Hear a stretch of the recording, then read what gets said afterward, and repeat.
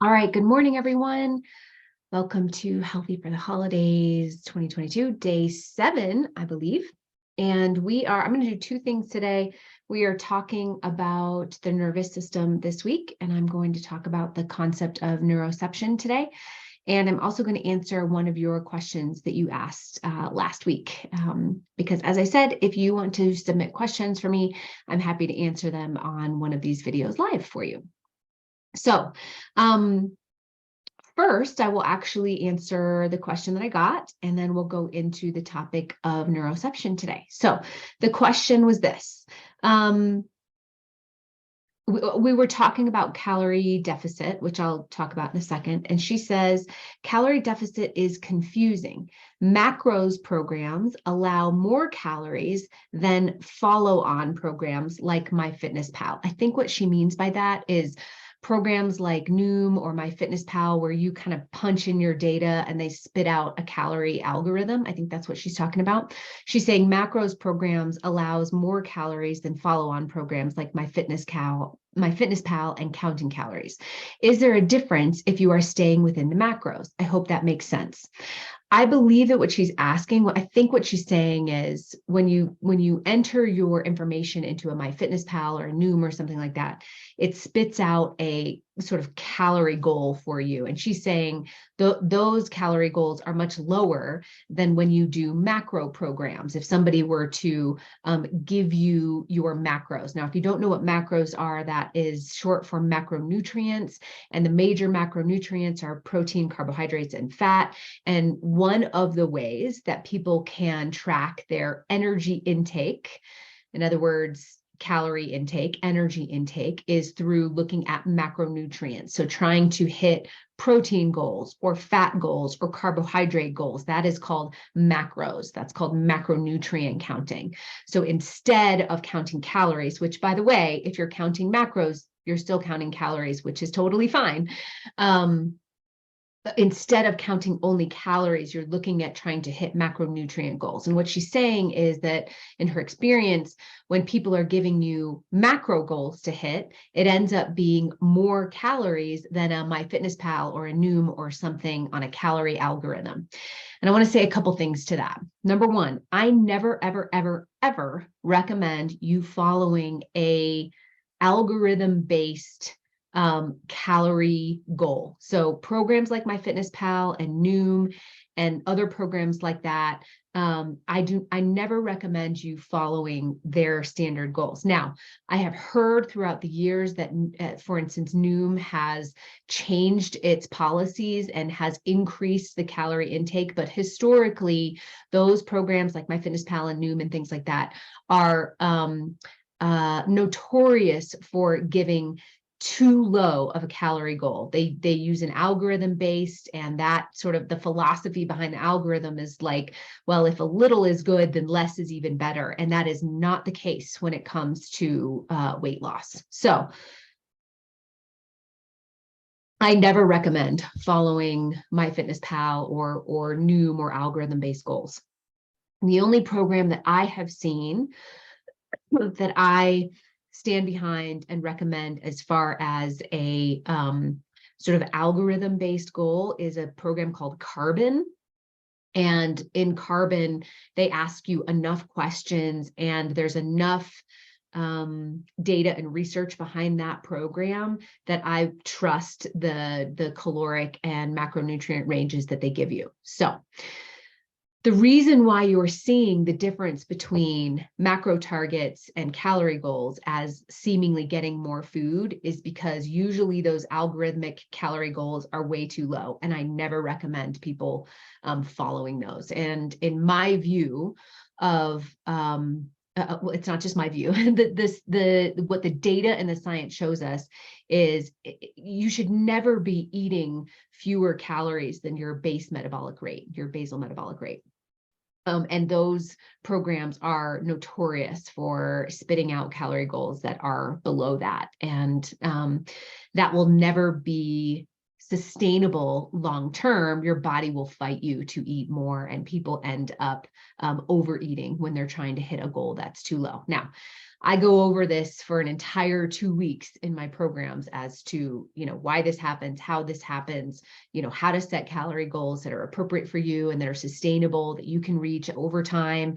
There's a whole lot of science and philosophy and psychology behind how you should set calorie and macro goals. But to simply answer your question, never follow, MyFitnessPal or Noom goals. I have a couple of calculators that I trust and that I like, that I can give you those resources for.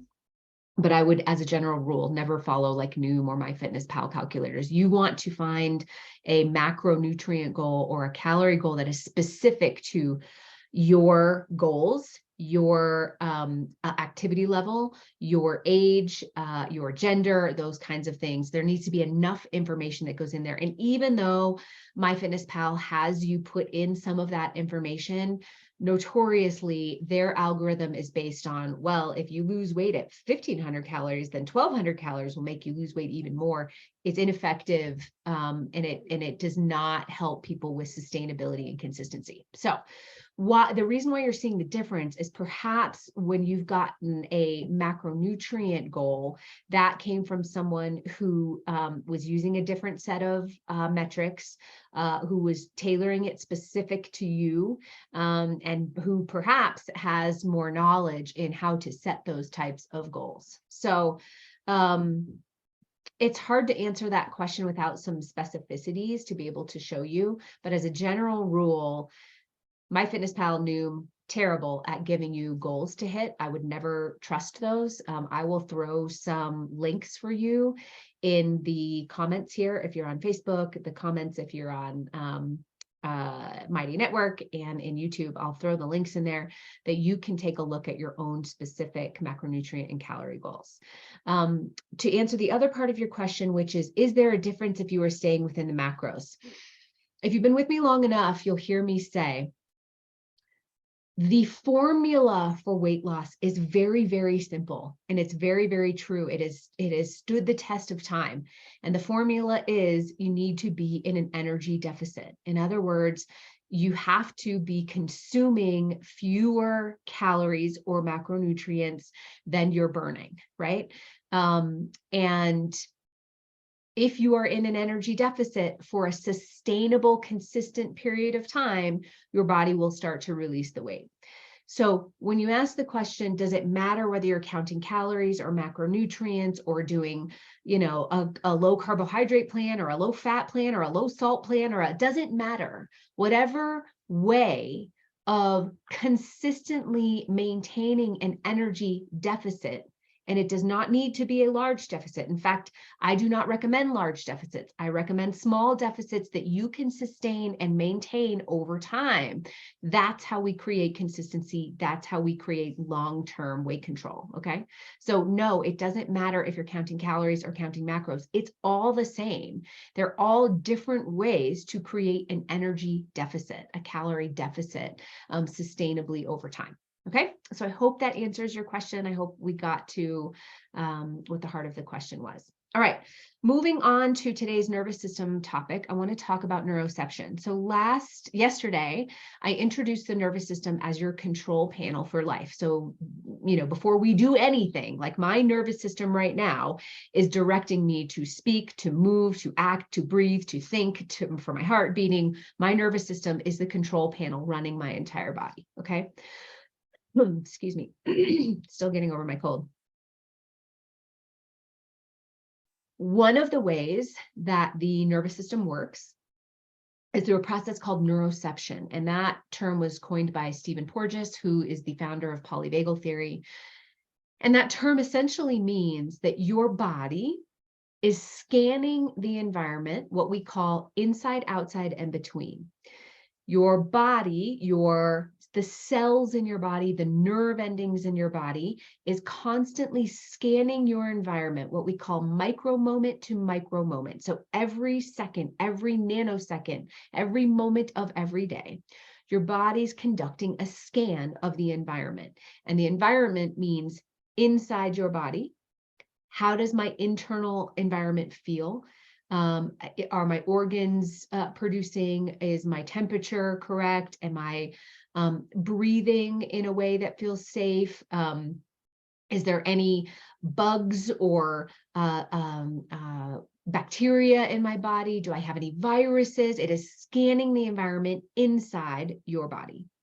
It is scanning the environment outside your body. What do you see? Who is with you? Who are the people around? What is the environment like? Is it snowing? Is it sunny? Is it safe? Is it noisy? Is it crowded? Is it quiet, right? So what is the environment inside your body? What is the environment outside your body? And what is the environment between? And between means you and other humans. Or animals, right? Other humans, animals, you and some other, okay? And what it's looking for in that relationship is, does it feel good? And not to get too technical on you all, but we use cranial nerves to interpret the information that's coming in. So it's looking for the way that there's creases in your eyes if you're smiling. It's looking for the expression on your face and whether your mouth is downturned or upturned. It's listening for the tone of voice. I mean, there's many more, but the between is looking for all of those cues for safety or danger. Okay. Now, why is neuroception so incredibly important? Number one, it's happening all the time, below the level of our awareness. Your body is scanning the environment, looking for cues of safety or danger. Okay. Number two, like I talked about yesterday, your specific neuroception, meaning the attunement of your body, is uniquely attuned to your early experiences in life. And so sometimes when I'll have somebody in my group say, well, like, I'm a negative Nancy, right? Like that's who I am. I'm a negative Nancy. What I know is that person's neuroceptive environment, their nervous system, was attuned to cues of likely danger and hypervigilance and negativity bias, right? They're tuned acutely to those things sometime early in life. And that attunement has carried throughout life because we've never paid attention to it. We've never tried to do any retuning, right? And we've created the story then of, this is just who I am. I'm a negative Nancy. I see the dark side in things. I see the negative side in things. Well, that is due to a specific attunement from the nervous system early on, okay? Now, how does this play out in sort of everyday life, right? Well, let me fast forward to the end result of what I see over and over again with nearly all of my clients, right? Clients come to me, they're struggling with food, they're struggling with weight, they're struggling with body image, and inevitably that has to do with their food behaviors, right? Food behaviors, sometimes exercise behaviors, but truly overarching food behaviors and the ways of eating, whether it's overeating, emotional eating, types of food, stress eating, what they consider sort of addictive eating, sugar attraction or addiction, whatever it is, they're having a struggle with food. And as I started to mention yesterday, food is one of the most popular coping mechanisms for when your nervous system feels dysregulated. So if you have a attuned nervous system to negativity, hypervigilance, frustration, anxiety, depression, these are all feelings or labels we give to the experience of our internal environment. So for instance, anxiety is a label we give to the experience of something that's happening internally in our bodies. And when we have that experience of anxiety, for almost all of my clients, one of the most popular coping mechanisms to help the system cope with that experience of anxiety is using food in some way. So you can see that, well, maybe you can't see, but here's what I will tell you, is that it doesn't do us much good to try to control the coping mechanism. In other words, most of the people that have come to me have a habit of trying to control the food in some way, right? So I'm not going to eat this. I'm only going to eat that. I'm going to eat so much of this and not of that. And I can only have this many calories and only this many macronutrients. And all of that is helpful only after you have become aware of your nervous system dysregulation and the cues as to when you might use food to help soothe a dysregulated nervous system, right? Because if you just try and control for the food and you don't try to take care of the dysregulated nervous system, that nervous system is still dysregulated and it will find another path, usually through food in a different area, right? It will find another path to try and get its needs met. So until you deal with the dysregulated system, the control or the management of food is usually very ineffective, okay? And that is one of the big reasons why people go yo-yo diet after yo-yo diet after yo-yo diet. They're trying to control the coping mechanism. They're trying to control the food, when in reality, where we need to start is focusing on the nervous system, is focusing on more regulation, or where we get dysregulated in the system, which leads to the coping mechanism of food. Okay, I hope that makes sense. So, excuse me, man, this cough won't go away. The reason why this comes up so strongly over the holidays, remember when I said neuroception is scanning the environment micro moment to micro moment, looking for cues of safety or danger inside, outside, and between. During the holidays, because the holidays are such an emotionally charged time for many people, sometimes it's charged with positive emotion, sometimes it's charged with negative emotion, sometimes it's charged with stress.